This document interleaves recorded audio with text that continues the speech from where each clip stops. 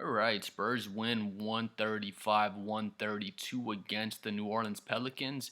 And yeah, both teams played hard, my man. Spurs win, and winning is cool, but we did all we could to lose the game out there.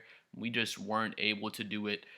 First things first, Derick Queen was amazing. Dylan Harper was amazing out there. We'll get to the player stats here in a second. There's just a lead tracker showing what team had the lead, when they had the lead. All the black is Spurs. If you see this little royal blue down here, that's the Pelicans, and when they had the lead, first quarter, second quarter, 25-point lead up here up top. So the Spurs' biggest lead was 25 points here in the second quarter. I want to say Devin Vassell hit like a 40-foot three to put us up 25 points, if y'all remember the shot I'm talking about in the second quarter. But watching the game tonight, I was thinking this is the one it's actually going to happen tonight because it's really similar in a lot of the games. We just come out with all of our young talent and we're able to just blitz teams and get up 15 points, sometimes 20 points in some games. But if y'all been watching the games all season, y'all probably noticed we just come out with all this young talent and just blitz teams out of the gate a lot of the time. We get up not 25 points, but we usually go up 10, 15 points coming into halftime, and we just come out in the third quarter and just shit the bed a lot of the time. And we shit the bed really bad in this game. New Orleans, they're just playing man defense the whole first half of the game.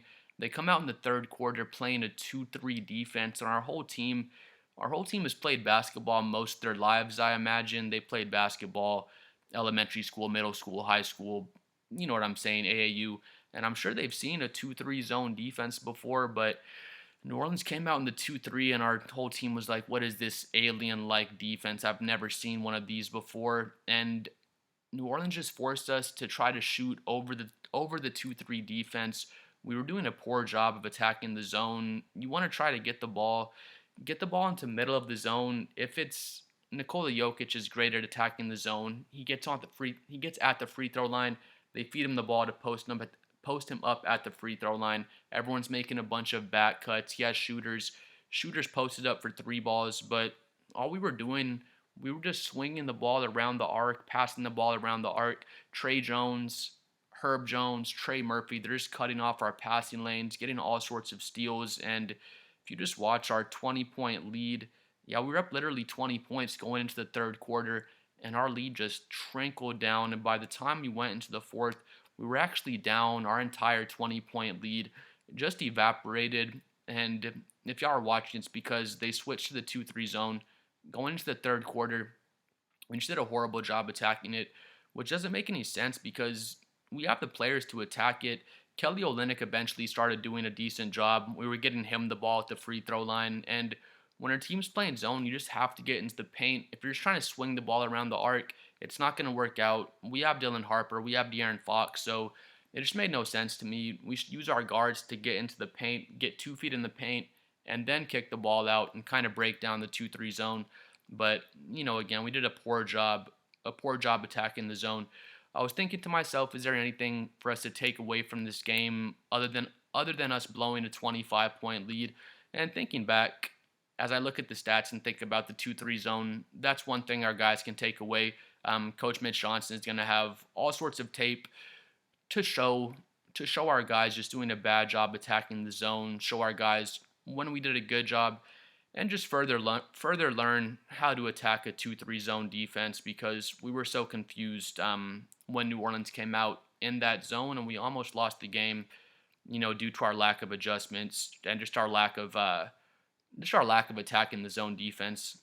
Um, our biggest lead was 25. New Orleans' biggest lead was 4 points. They were probably up 4 points. It seemed like later in the game, towards the end of the game, it wasn't until the fourth quarter right here when they got their 4-point lead. I forgot the exact shot it was on, but it was probably a Derick Queen shot. Derick Queen was killing us. There was 13 lead changes in the game, and that was mostly right here around that third, fourth quarter time. We'll get into the player stats here in a second. Derick Queen does have the 33 points. It was a career performance for Derick Queen. I've loved Derick Queen all season long. We played New Orleans. It was probably in our first 5 games of the season. We did play New Orleans, and Derick Queen played really well against us, and he's been killing us. I think we played New Orleans 3 times now, and Derick Queen has played really well every single game. Yeah, we won the game by 3 points. We out rebound the Pelicans 44 to 33. They have the 35 assists compared to our 29 assists. Again, it's kind of always the same story. I'm going to check our turnovers in a second here, but when we lose games, we manage to squeeze this one out, but we usually have way more turnovers than the other team. That's just it's not a mystery. That's always a recipe to lose. Whichever team turns the ball over more is probably going to lose the game unless you make up for it with offensive rebounds or three balls, but it's usually our turnovers and then it's our lack of three-point defense. I mean, we'll see what it was tonight. I'm gonna have to figure it out. They shot 27% from three. We shot 47% from three. That's when we were just blitzing them. They were 58% from the field, where we were pretty much 50% from the field. So they outshot us by a bit. Again, really, it just all comes down to the 2-3 zone they switched into, and we just had no idea how to attack the zone. Turnover battle. We had 13 turnovers. They had 9 turnovers. New Orleans did a better job protecting the ball than we did. Needless to say, one thing I did notice, Stephon Castle is back. Shout out to Castle. We love you, Stephon Castle. But Castle's been a bit turnover prone all season long. I'm sure we noticed it. He was leading the league in turnovers throughout like the first 10 games of the season.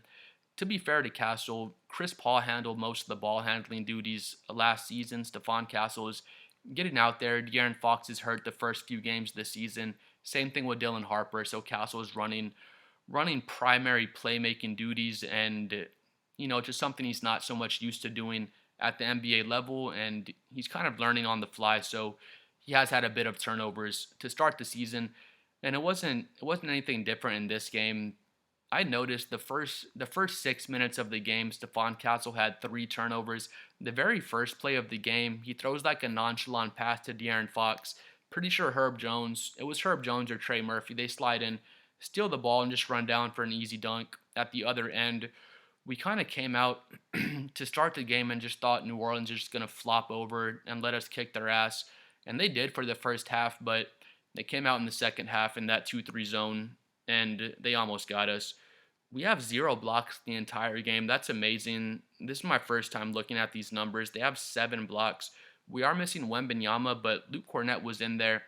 Derick Queen just does a great job playing like a bully in there. He has great touch and just a great feel for the game. And he just did a great job setting up their offense and getting them into a position to get some quality shots all game long. And it goes to show with them shooting 58% from the field. Derick Queen's just an amazing offensive hub. We'll get to his numbers and everyone else's numbers in a second. They shoot 88% from the field, or from the free throw line rather, for New Orleans. We shot 80% from the free throw line. I don't think we had any glaring free throw troubles. There was not a time in the game where I thought we were poorly shooting where I thought we were shooting free throws poorly and it was affecting us. They have 84 points in the paint. There's the game right there. We're 62 points in the paint. They were 84 points in the paint. We had the 18 second chance points. They only had 6.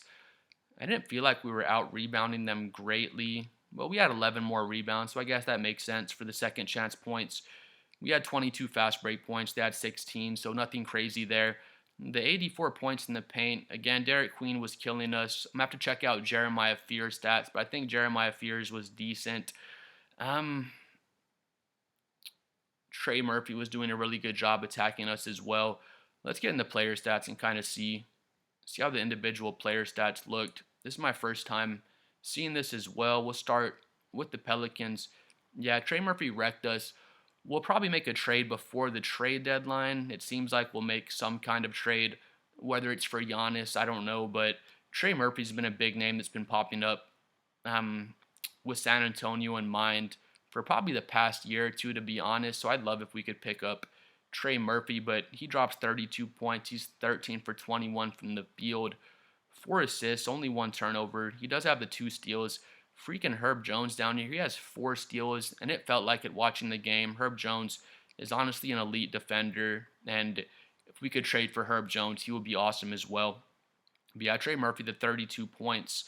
Very good defense, the 2 steals. He had a nasty alley-oop in the fourth quarter as well, but Trey Murphy's an excellent player. Saddiq Bey played really well also. He was a big reason for their points in the paint. He plays really physical defense as well. Dylan Harper did get him on the last play of the game. We'll get to Dylan Harper in a second. Yeah, Sadiq has the 17 points, 6 rebounds. He played solid. Derick Queen was spectacular out there. Needless to say, he has 33 points on 11 for 15. Just ridiculous efficiency out there. I've loved Derick Queen all season long. I'm honestly not surprised at his stat line. He's been kind of flirting with a triple double all season long. I want to say this is the first triple double of his career. So shout out to Derick Queen. You're an amazing player, bro. 33 points, 10 rebounds, 4 assists. He does have the 4 turnovers, but he was the offensive hub. New Orleans, they need to trade Zion and just go all in on Derick Queen because he's going to be a better player than Zion will ever be in his career. I don't think that's unfair to say. Herb Jones again, 17 points, 6 rebounds, 4 assists, and the 4 steals. He was just amazing defensively out there, like he usually is. Jeremiah Fears was actually butt cheeks. I love Jeremiah Fears as well. I think he's gonna be a really good talent next to Derick Queen. But he has 5 points, 4 assists, 3 rebounds, 2 turnovers. He was really bad out there. Alvarado has 10 points and 6 assists. There was a moment later in the game whenever Derick Queen missed that late three, would have put them up. Yeah, would have put him up 2 points. He misses that three. I don't know if y'all noticed. He's walking back down the court. He kind of puts his head down, and then Jose Alvarado walks up and kind of picks his head up for him. I thought that was a cool moment, just telling your rookie to put your head up, and it's all good. You know, there's ebbs and flows throughout the NBA season. Moving on to the Spurs, I'll start off with Dylan Harper. Dylan Harper was amazing. This is career high with the 22 points. He's 10 for 16 from the field, 1 for 3 from 3.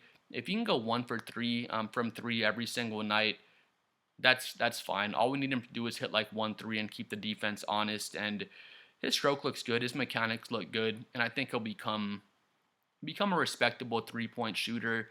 I think I said it earlier in the video. I've heard people say that Dylan Harper's a generational talent. I think we throw the word generational around a lot, but people say generational in terms of driving the ball to the basket and just being a finisher at the basket. And Dylan Harper's spectacular. He reminds me of James Harden getting downhill, kind of a bit of Cade Cunningham. His deceleration steps, his zero steps are insane. There's not one move as far as dribble move, finish at the rim, floater. If he can do it with his left hand, which is his strong hand, he can also do it with his right hand. He has a counter for every single move. His in and outs, his euro steps going either way, his deceleration steps, his floater with either hand. He has hook shots at the rim. He has finger rolls. It's just ridiculous. Dylan Harper's finishing package at the rim. He attacks Sadiq Bey. It was to get us the lead. It was less than 40 seconds left. Sadiq Bey is taking away his left hand. Dylan Harper hits him with an in and out with his right hand. Sadiq Bey is forcing him right on purpose because he'd rather he goes right than left because he's a left-handed player. But Dylan Harper doesn't care. He'll go right. He'll go left. It doesn't make any difference for him. Hits Sadiq Bey with that nasty in and out. Gets to his right hand. And it wasn't an easy shot. He was like outside the backboard. Hits a right-handed scoop to put us up. That put us up 1 point with probably less than 30 seconds in the game. I'm going to do an individual video with Dylan Harper's highlights, but Harper was spectacular. 22.6 assists, only has the 2 turnovers. We're about to get into De'Aaron Fox in a second here. Harper was amazing. Julian Champagnie, he's 5 for 9 from 3. Didn't feel like he had an amazing game. I mean, it's just kind of a day at the office for Champagnie to go 5 for 9 from 3. Champagnie's, I mean, game in, game out, he's becoming one of the elite 3-point shooters in the NBA. And, he does so much for our offense with his floor spacing out there. Keldon Johnson does his thing out there, 12 points, 5 for 8. He gets his 6 rebounds, no turnovers. I just love Keldon Johnson and his new role. I talk about it all the time. He's just out there to offensive rebound, to play physical defense off the bench, and just to score points in the paint. He does knock down 1 3. I want to say it was in the third quarter. It was a pretty big 3 to kind of quell the momentum that the Pelicans had going. Kelly Olynyk, he had a big 3 in the fourth quarter as well. He has 11 points, 2 rebounds, 1 assist, the 2 steals. We were getting him the ball in the middle of the zone a few times in the fourth quarter, and he was making some good decisions to kind of break down the zone. Kelly's plus 16 out there. plus minus can be deceiving. Harrison Barnes is minus 17, but he was probably our best player out there. So plus minus can be kind of weird at times. Carter Bryant gets 8 minutes. He has the 4 points out there. He did catch an alley oop, which was cool. I think De'Aaron Fox threw him an alley oop. So I love any Carter Bryant minutes we can get. Jeremy Sohan has 3 minutes out there. 2 points. I don't even need to talk about his stats. I think we're going to trade Jeremy, and I don't understand it. At least in this game, Jeremy Sohan could have had a good impact for us. He would have been great. When they went to zone, Jeremy Sohan's really good at playing against the zone defense. We can run pick and roll with Jeremy, and once he catches the ball right there at the free throw line, he's really good at making reads, whether he can go in for a dunk or an easy layup, if he can attack that defender, kick it out to the corner. He's really good at attacking the zone, especially in like a pick and roll situation. So it makes no sense for him to get 3 minutes. I don't think we so much should trade Sohan. I love Jeremy Sohan. I think he does a lot for us defensively. Like I said again, he's really good at reading the zone. He's really good at being a secondary playmaker in the pick and roll. But we didn't extend Jeremy Sohan's contract, and now when that happened, I thought this was going to be a prove-it year for him. So we're going to give him some more minutes, see how his three ball looks. But at this point, we're just not even giving him a chance to prove himself out there. And I think we just have his name in trade talks, to be honest. Again, we don't extend his contract. We're not playing him very many minutes at all, especially in this game. Like I said before, he would have worked really well against the zone. So it just feels like the writing is on the wall. It feels like we're going to trade Jeremy. And I don't so much think we should, but if we can get Trey Murphy, if we can trade for Giannis, and Jeremy Sohan is the thing holding us back from trading for Giannis, then we're just gonna have to trade him if it comes down to that. I love Jeremy though. It's disappointing to see him not getting to play out there, to be honest. Harrison Barnes, Unk was amazing out there. 24 points, 9 for 15. He's 4 for 7 from three. He's minus 17 for the plus minus. So again, like I said, plus minus can be a bit deceiving sometimes. He does have the 2 turnovers. In the third quarter, when they went to the zone, we were about to just totally blow the game, and then Harrison Barnes starts getting it inside. He starts actually attacking the zone. He wasn't able to get any open three-point looks because they're playing the 2-3 and taking away the 3 ball. So Harrison pump fake, dribble inside. He had like a lefty hook. He had a couple plays where he dribbles down low and gets to his post up. He had a little fadeaway right at the free throw line in the mid post. Harrison was actually attacking the zone, and hopefully he was telling our guys how to attack a 2-3 zone, and we just have a lot of tape to take away from this. At least our guys are going to learn about attacking a zone defense, and we got to come away with the win in the meantime. But Harrison Barnes was amazing. I'd say Dylan Harper was our best player. You can take your pick, Harrison Barnes or Dylan. I'll take Dylan in this game, but Harrison Barnes, we would have lost the game without Harrison Barnes out there. Devin Vassell, I love Devin Vassell, but he has 5 points on 1 for 5 shooting.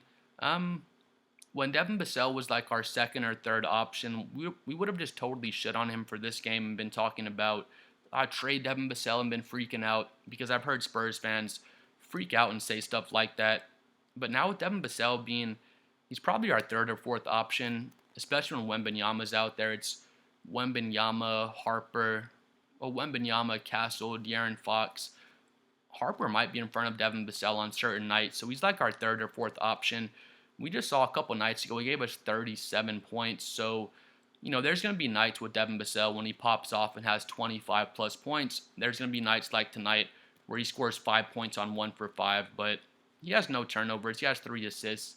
I'm not worried about Devin Vassell at all. He can be inconsistent at times, but he's been more consistent than inconsistent this season. And again, he can have 2 or 3 hot nights in a playoff series and help you win 1 or 2 games in the playoffs. And that's really all we need from Devin. He fits really well in our team scheme defensively. He's a really solid one-on-one defender and a really solid team defender as well. Luke Cornett plays 25 minutes. He has 6 points, 3 for 7, 9 rebounds. I wouldn't say he did a bad job out there, but Mitch Johnson makes some questionable decisions, to say the least, coaching-wise. Luke Cornett gets 25 minutes. Jeremy Sohan gets 3 minutes.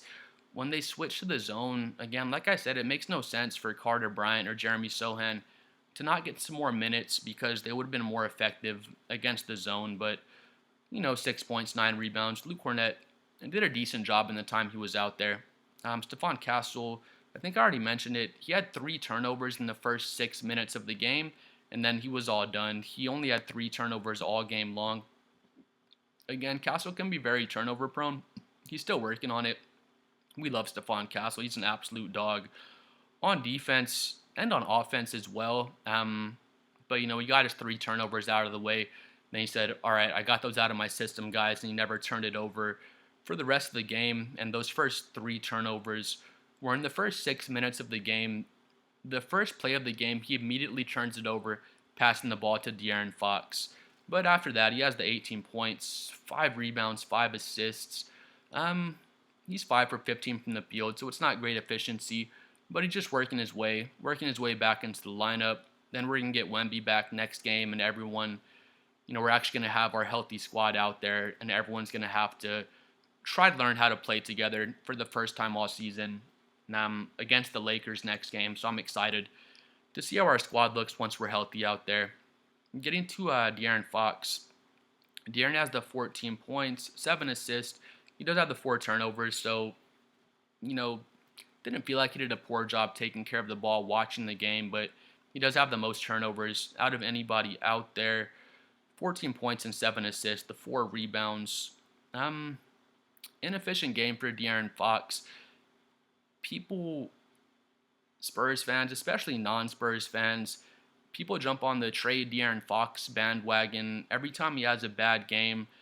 He didn't have a great game in this game. I feel like pretty much our whole team, we went out there thinking we're just going to roll over and play dead, and we won the game as soon as we clocked into work. I feel like De'Aaron Fox kind of had the same attitude out there. De'Aaron Fox makes basketball look so easy. It feels like he's not really trying as hard as he can at times, and only he knows if he's trying as hard as he can, but he does have an off game. And people love to jump on De'Aaron Fox and hate on him because we know how good he is. But he does hit the clutch jumper. We were down 1. It was like 40 seconds left. De'Aaron Fox hits that clutch fall away. It was like on the right elbow, if y'all remember. We go up 131 to 130 on that clutch jumper from De'Aaron Fox. So he only made 3 shots up until that point. And of course, he gets the big bucket in the clutch. That's usually what De'Aaron Fox does. I'm not worried about De'Aaron Fox. I'm never worried about De'Aaron Fox. As far as people on the trade, De'Aaron Fox bandwagon, I won't hate on people for saying that, but a lot of people, you ask them, why do you think we should trade De'Aaron Fox? And they'll say, we have Harper, we have Castle, too many guards, they're not going to fit. All those guards aren't going to fit. That's not true. They've already kind of proven that that's not true. They do fit out there. It's kind of going exactly how I thought it would go. We're not going to have Fox, Castle, and Harper all on the court at the same time, but we're always going to have at least one of those guards on the court. So we're always going to have a high-level guard on the court 24/7. And as far as like the trade De'Aaron Fox stuff, I'm not on that bandwagon. Again, our 3 guards, they play fine. The way we kind of rotate them out, we always have 1 or 2 of them in there, and they all play very effective. De'Aaron Fox is still our second best player. Behind Victor Wembanyama. Dylan Harper looks amazing, but he's not better than De'Aaron Fox as a rookie right now. And again, as far as the De'Aaron Fox trade stuff goes, I feel like there's no reason we should trade him right now. I feel like we have a very good team with De'Aaron Fox in there. De'Aaron Fox makes us better. So a lot of the trade De'Aaron Fox people are just like old Kings fans and just haters, or Spurs fans that haven't got a chance to really see what De'Aaron Fox can do out there. But with that being said, I wouldn't say we 100% no way shouldn't trade De'Aaron Fox. If it comes down to it and the Bucks are down to trade us Giannis Antetokounmpo, and De'Aaron Fox is the one thing holding back the Giannis deal from happening, then we would just have to trade him. If we have the opportunity to trade for a top 3 player in the NBA, and De'Aaron Fox is the one thing holding that back, and we can still keep Harper and Castle. The Bucks, we've already been talking to the Bucks about this trade package. The Bucks, they asked for Dylan Harper and Stephon Castle. They wanted both of them in the trade, and we said, that's not happening. You're not getting Harper or Castle. So De'Aaron Fox would be the piece in the trade if we were trying to make that trade happen. And then whoever else we have to throw in, it wouldn't be Harper, it wouldn't be Castle. So if we are able to trade De'Aaron Fox, whatever draft picks we have to trade, and keep Castle, keep Harper, so we're keeping our young guard core for the future, then in that case we would just have to trade De'Aaron Fox. You can't, as a Spurs fan, I get like emotional about it. I love De'Aaron Fox. I don't really want us to trade him because I like him a lot. But again, if you can pick up a top 3 player in the NBA right in the middle of their prime and pair Giannis up with Victor Wembanyama, and De'Aaron Fox is the one thing holding that back from happening. You just have to trade De'Aaron Fox, and you have to get Giannis. We can't pass that up if that opportunity pops up. So if you can trade him for a top 5 player in the NBA, okay, I agree with you. Then we would have to trade De'Aaron Fox in that opportunity. But people just come out and say, "Oh, trade De'Aaron Fox," like he's holding the team back or like he's bad for the team. When De'Aaron Fox helps us, we're a way better team with De'Aaron Fox out there on the court. And again, like I said, if we can get Giannis, okay, I agree with you. We should trade him. But a lot of people will just say, trade De'Aaron Fox. And I ask them, okay, why should we trade De'Aaron Fox? And they just say, he doesn't fit. And that's just not true. If you don't think De'Aaron Fox fits, you just haven't been watching the Spurs games, to be honest. But, with that being said, Fox has a bit of an off game. Harper's amazing, and I'm not really worried about De'Aaron Fox out there. I'm not really worried about anybody on the team. We look really good. Once Wemby gets back, we'll look even better, and I'm excited to finally see our entire team out there healthy. It's going to be, the 25th game of the season, something like that, and our team will finally be healthy and finally get to play all together out there. I'm excited to see how Mitch Johnson gets our rotations going once we have a healthy team out there. So yeah, I mean, good win. We at least won the game. I don't know if good win is the way to say it. Again, we get up 25 points. I was thinking this is the game we're going to blow them out by 40 points and just really put this game to bed in the first half. And we're able to make it exciting for the end. And I'm just happy we won the game. Again, things are heating up with the Giannis Antetokounmpo trade talks. That's the only way I would trade De'Aaron, if we can pick up a top 5 player in the NBA. But if someone looks at this game and says, "Oh, De'Aaron Fox went 4 for 11, he had 4 turnovers, we have to trade De'Aaron Fox for not a top 5 player in the NBA," then I don't agree with you. That just doesn't make any sense. But good win by the Spurs. Please like and subscribe. I'm trying to get to 7 million subscribers. Let me know what y'all thought about the game. We'll see y'all next time. Peace.